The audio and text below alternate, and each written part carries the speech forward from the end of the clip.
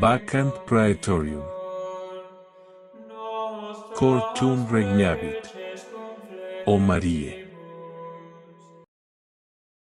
Celebramos esta gran vigilia de Pentecostés. Con esta vigilia concluimos el tiempo de la Pascua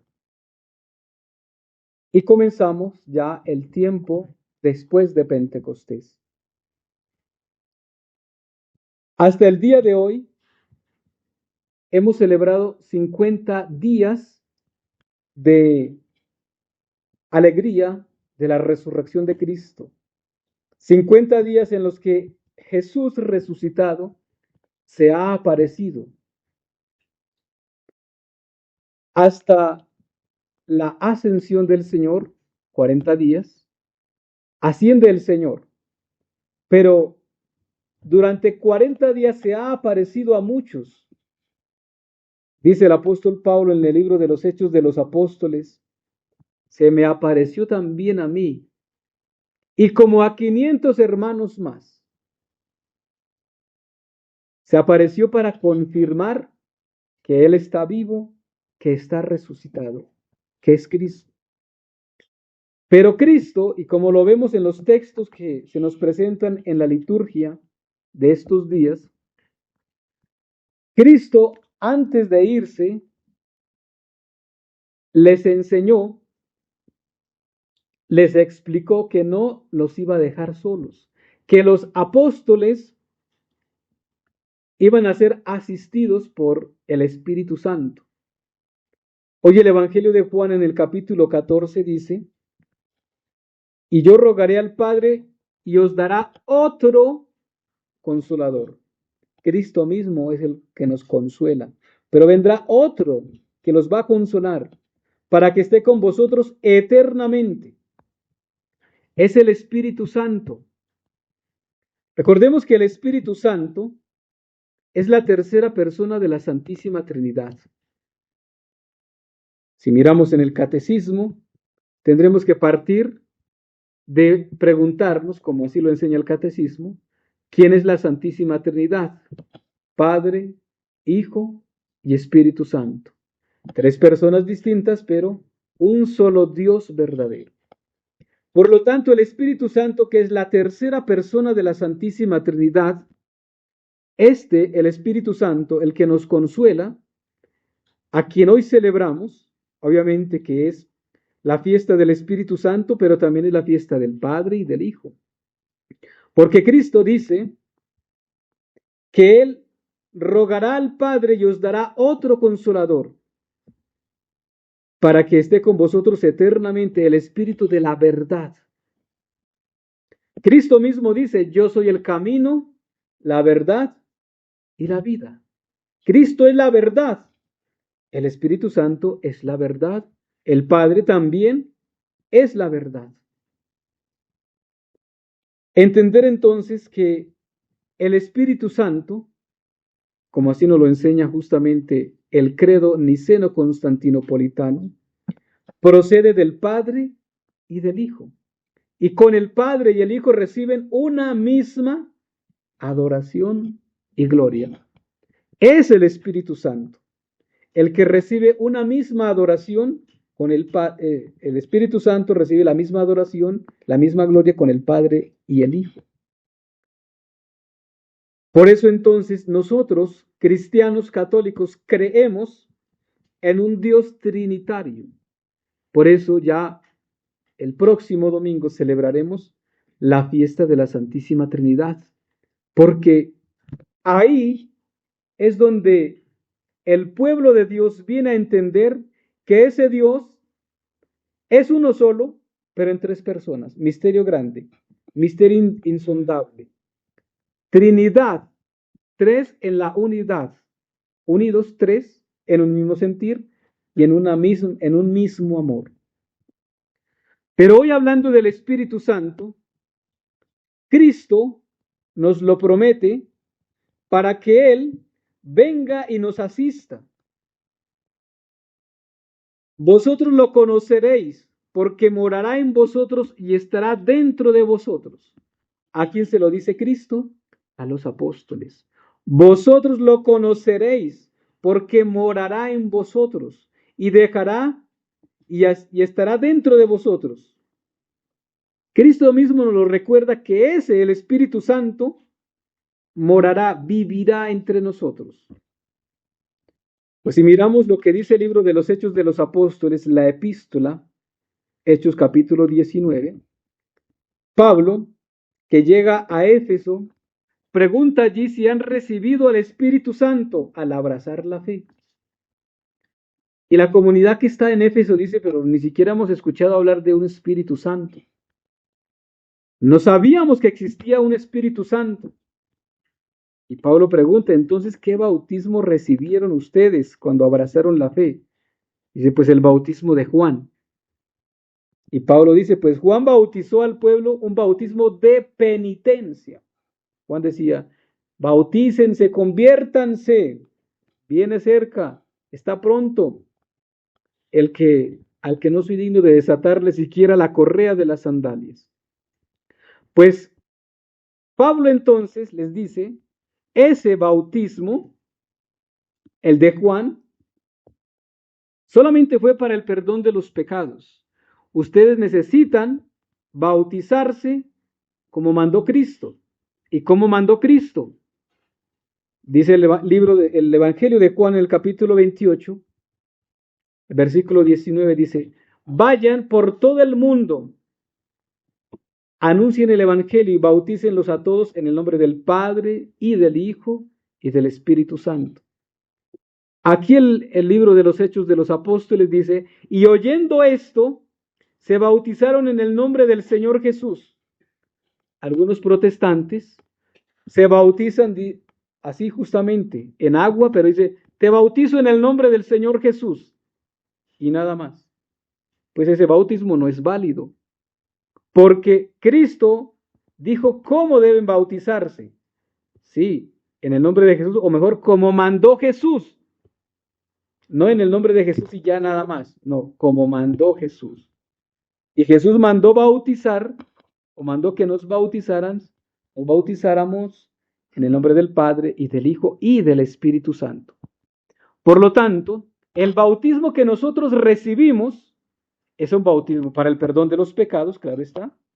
Porque si un adulto recibe el bautismo, por primera vez, obviamente, porque el bautismo es uno solo, dice Pablo también en la carta a los Efesios, pero el capítulo 4, dice Pablo allí, un solo Dios, un solo Señor, un solo bautismo, un solo Dios y Padre, una sola fe, dice también allí Pablo.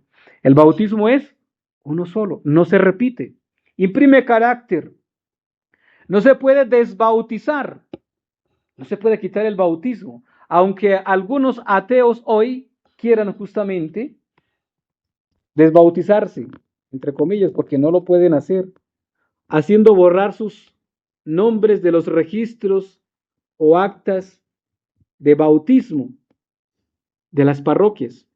Pues en el papel puede ser que ya no esté, pero ante Dios sí va a estar. Y esos, así como se hacen borrar aquí del libro físico, serán borrados también del libro de la vida, por rebeldes, por pecar contra el Espíritu Santo, por negarse justamente a eso. ¿A qué? A recibir la salvación que Dios da por medio del Espíritu Santo. Es que Cristo lo dice, el que crea y se bautice, se salvará. El que no crea y no se bautice, se condenará, se va a condenar. Pues el bautismo es para el perdón de los pecados, pero también el bautismo es para recibir el Espíritu Santo. De aquí entonces que pudiéramos diferenciar entre el bautismo que recibimos de agua para el perdón de los pecados, para hacernos hijos de Dios y para ser miembros de la iglesia. Ese es el bautismo, 3 condiciones o 3 finalidades para las cuales recibimos el bautismo: para el perdón de los pecados, para ser hijos de Dios y para pertenecer a la iglesia o al cuerpo místico de Cristo. Pero también está el bautismo del Espíritu Santo. el bautismo del Espíritu Santo, nosotros los recibimos en los sacramentos, empezando por el bautismo. Cuando el catecúmeno, es decir, el que se ha preparado para recibir el bautismo, recibe la efusión del Espíritu Santo allí. Porque se cumple justamente lo que Cristo dice, o lo que Cristo recibió en el Jordán. Vino del cielo como una paloma y era el Espíritu Santo. Y en nosotros también. Cristo no necesitaba ese bautismo. Cristo lo hace para purificar las aguas. Cristo lo hace para santificar las aguas y para que en Cristo, que es la cabeza, toda la iglesia también sea un día bautizada, perdonada de sus pecados, hijos de Dios y miembros de la iglesia. Entonces está el bautismo del agua, el bautismo del Espíritu Santo, que lo recibimos, insisto, en todos los sacramentos. Empezando por el bautismo, lo recibimos también en la confesión. Aquí Cristo, o mejor, el libro de los Hechos de los Apóstoles, es Pablo el que está hablando, cuando dice que estos recibieron el Espíritu Santo, hablaban varias lenguas, profetizaban. Estos mismos fueron tocados por el Espíritu Santo. Cuando ustedes o yo nos confesamos, recibimos la unción del Espíritu Santo. Sentimos el descanso en el Espíritu. O usted con el pecado que ha cometido va feliz y contento. No, usted con el pecado va preocupado. Porque le falló a Dios. Porque con su pecado ya no tiene la común unión con Dios. Has perdido la condición de hijo de Dios. Has sido expulsado del paraíso.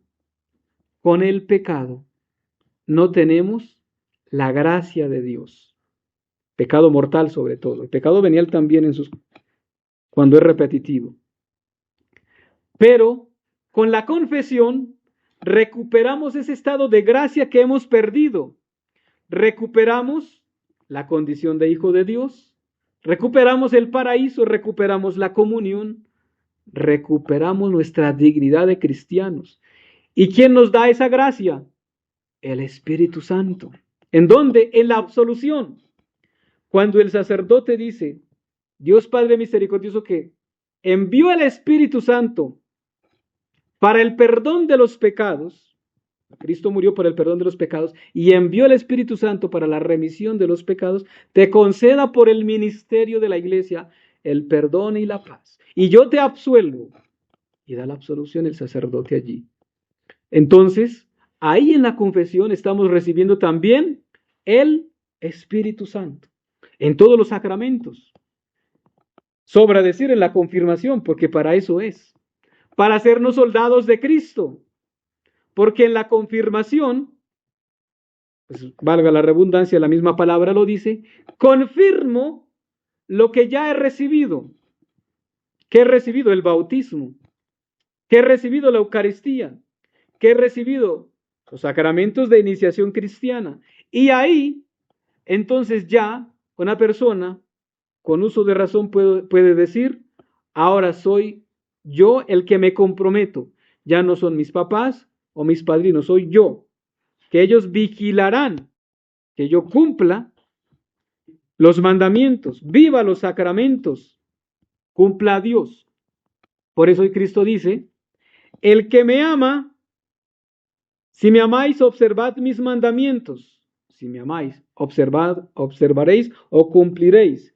Y ya en la parte final del mismo texto de hoy dice, quien tiene mis mandamientos y los observa, ese me ama, y el que me ama será amado de mi Padre. Y que hay que cumplir los mandamientos. ¿Y cómo los cumplimos? Con la gracia del Espíritu Santo.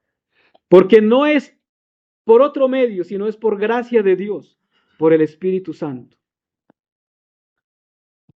El sacramento de la Eucaristía es el sacramento por excelencia, donde el Espíritu Santo actúa en cada santa misa. Porque la efusión del Espíritu Santo viene allí cuando se invoca, el sacerdote impone las manos y que el Espíritu Santo viene en ese momento y esas especies, que es pan y vino, ya no son pan y vino, sino que se convierten, es la transubstanciación del cuerpo, del pan en el cuerpo de Cristo y el vino en la sangre de Cristo. Es el milagro, es un milagro. Bien lo diría el santo cura de Ars. Qué gran don le dio Dios al sacerdote, que hace bajar a Dios del cielo a la tierra por sus palabras, por las palabras que pronuncia y por la imposición de las manos. La misma imposición de las manos en el orden sacerdotal. Porque el que recibe el Espíritu Santo, el diácono, el sacerdote y con más razón el obispo, pues también después va a dar lo que ha recibido en la Eucaristía, por eso consagra. En la confesión absuelve, en la unción de los enfermos cura y sana, y así en todos los sacramentos. Pues hoy entendamos entonces la necesidad del Espíritu Santo en la iglesia. Es tanta la necesidad del Espíritu Santo que algunos han negado recibir el Espíritu Santo. No parecen muchos obispos que tengan la plenitud del Espíritu Santo. Al olvidarse el catecismo, al olvidarse la doctrina de la iglesia, al olvidarse la tradición de la iglesia, ¿no pareciera que muchos cardenales tienen el Espíritu Santo cuando, en lugar de defender la fe de la iglesia, entregan la iglesia, mejor el pueblo de Dios, las ovejas las entregan en manos del lobo y no confirman en la fe, confirman en la herejía muchas veces, confirman en cosas que no son cristianas y no están confirmando al pueblo en la fe, sino que al contrario están escandalizando al pueblo de Dios porque no confirman en la fe. Pues necesitamos hoy pedir al Espíritu Santo para que sea el Espíritu Santo el que obre. Lo dice el Salmo 103. Envía, Señor, tu Espíritu y se renovará la faz de la tierra. Que se renueve la iglesia. Que se renueve el orden sacerdotal. Que se renueve el episcopado. Que se renueven los bautizados. Que todos nos renovemos. Necesitamos renovarnos. Pero el Espíritu Santo no va a venir a un corazón, a un alma donde está el pecado. Porque ahí hay otro Dios. Donde abunda el pecado es otro Dios, que no es otra cosa que el diablo. Porque el pecado es obra del diablo. Es trampa del diablo para que no tengamos a Dios.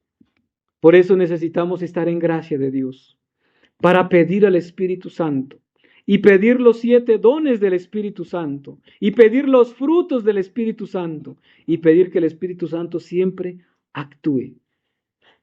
Si la iglesia, nosotros, la iglesia jerárquica y en la iglesia pueblo de Dios, pidiésemos todos los días el Espíritu Santo, no habrían herejías. No habría división, confusión y menos blasfemias. Porque el Espíritu Santo guía a la iglesia. Y se supone que en la iglesia, los obispos, que son los príncipes de la iglesia, los que tienen la plenitud del Espíritu Santo, y con más razón el Papa, porque el Papa es asistido por el Espíritu Santo, es el vicario de Cristo. Sí es Papa. Porque cuando uno que finge ser el Papa, y no tiene un discernimiento para decir, este es católico, este no es católico. Para decir, esto es pecado, esto no es pecado, y para confirmar al pueblo de Dios en la fe. Lo que hoy está pasando en el Vaticano, con los anglicanos, con los musulmanes, se pregunta uno, ¿y este señor tendrá el Espíritu Santo? ¿Estará dejando actuar el Espíritu Santo? Cristo lo dice hoy en el Evangelio de Juan, capítulo 14. Es el Espíritu de verdad a quien el mundo no puede recibir, porque no lo ve ni le conoce. Hay mundanos en la iglesia hoy. Hay paganos en la iglesia hoy. Aparentemente han recibido el Espíritu Santo, pero Cristo nos dice, el mundo no puede recibir porque no lo ve ni lo conoce. Es que la obra de Dios, la obra del Espíritu Santo se ve en los frutos. Cristo lo dice en otro pasaje, por los frutos los conoceréis. Lo que siempre ha sido católico, lo que siempre ha sido iglesia, con lo que se han santificado muchos santos, hoy lo quieren quitar. ¿Y quiénes lo quieren quitar? Los que pensamos que tienen el Espíritu Santo. Pero si no tienen el Espíritu Santo, ¿cómo van a obrar según Dios? Obran según el mundo. Cristo lo dice. A quien el mundo no puede recibir porque no le ve ni le conoce.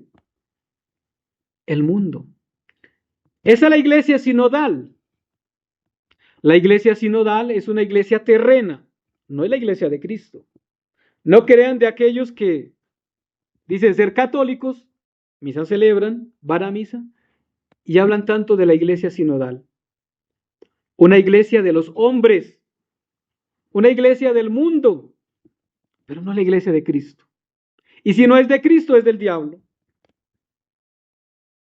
La iglesia de Cristo tiene una tradición, tiene unos sacramentos, tiene unos mandamientos que hay que cumplir.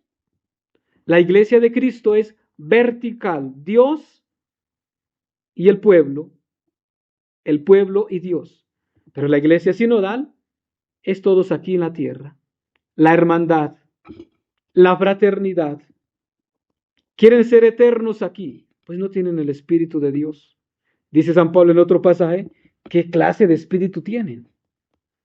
¿Qué clase de espíritu han recibido? Pues lamentablemente hoy con la masonería que se ha infiltrado en la iglesia, tanto daño ha hecho que la confusión es tan grande que tienen el espíritu de confusión. Tienen el espíritu no de Dios, sino del mal, el espíritu del mundo. Oremos por nuestra iglesia, porque si un día en Pentecostés el Espíritu Santo vino sobre los apóstoles y la Virgen María, y estos salieron a hablar del reino de Dios con toda la fuerza, sin importar si los criticaban, sin importar si los crucificaban, si les quitaban la vida o no, salieron a hablar de Cristo. Y muchos derramaron la sangre por el amor a Cristo. Pues hoy la iglesia necesita volver otra vez a aquella que esa iglesia naciente los reunió, la Virgen María. Es la Santísima Virgen María la que reúne la iglesia. Y nos lo ha dicho la Santísima Virgen María en Fátima. Los mensajes que le ha dicho o le dejó al padre Gobi, a los sacerdotes hijos predilectos de la Santísima Virgen María. Que debemos pedir el Espíritu Santo por medio de María. María reunió esa primera iglesia y nos reunirá hoy. Tenemos que consagrarnos a la Virgen María. Tenemos que renovar esa consagración. Renovados en María, con María, para María, llegaremos a Cristo. Y recibiremos la unción. María recibió el Espíritu Santo. Es que María es la esposa del Espíritu Santo, no se nos olvide. Porque ella fue cubierta con la sombra del Espíritu Santo. El ángel Gabriel se lo dijo. El Espíritu del Señor vendrá sobre ti y la sombra del Altísimo te cubrirá con su sombra. María es la esposa del Espíritu Santo. María, la nueva Eva, la mujer fiel y obediente. Por eso la Virgen María es reina de los apóstoles. La Virgen María reina de la iglesia, coronada con una corona de 2 estrellas, es la Virgen María. Esta es la época de la Virgen María. Necesitamos por eso rezar el rosario todos los días, estar consagrados a la Virgen María y todos los días renovar esa consagración. Oh Señora mía, oh Madre mía, yo me ofrezco enteramente a vos y en prueba de mi filial afecto os consagro en este día mis ojos, mis oídos, mi lengua, mi corazón y en una palabra todo mi ser.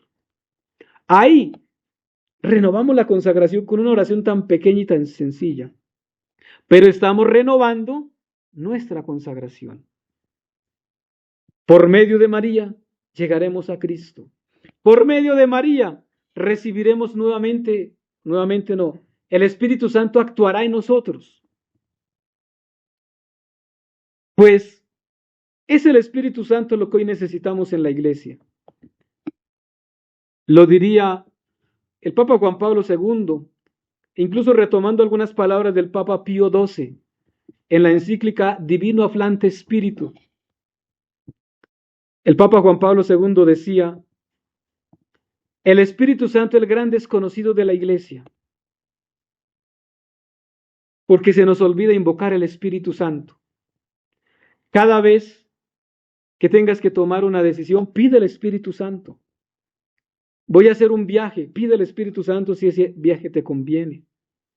Voy a hacer un negocio, pide el Espíritu Santo si ese negocio te conviene. El Espíritu Santo, dice, los guiará a la verdad plena. El Espíritu Santo. Es el Espíritu Santo entonces el que nos va a guiar a la salvación, a hacer la voluntad de Dios, a cumplir los mandamientos. Si me amáis, observad mis mandamientos. Quien tiene mis mandamientos y los observa, ese me ama. Amemos a Cristo. Y amemos a Cristo por medio de María. Y por medio de María recibiremos el Espíritu Santo. Pidamos hoy y siempre al Espíritu Santo de Dios por los sacerdotes, por los obispos, para que la iglesia se renueve. Cito nuevamente el Salmo 103 que dice: envía, Señor, tu Espíritu y se renovará la faz de la tierra. Que el Espíritu Santo venga y se renueve la iglesia. Nos renovemos nosotros. Nosotros somos los primeros que tenemos que renovarnos. La familia.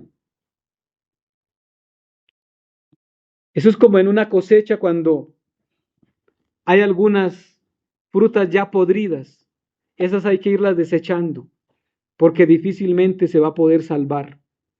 Pero las que vienen después, hay que cuidarlas tanto que no se vayan a dañar, no se vayan a podrir. Eso es lo que tenemos que hacer con la iglesia. Con la iglesia del futuro. ¿Y quién es la iglesia del futuro? Los niños de hoy.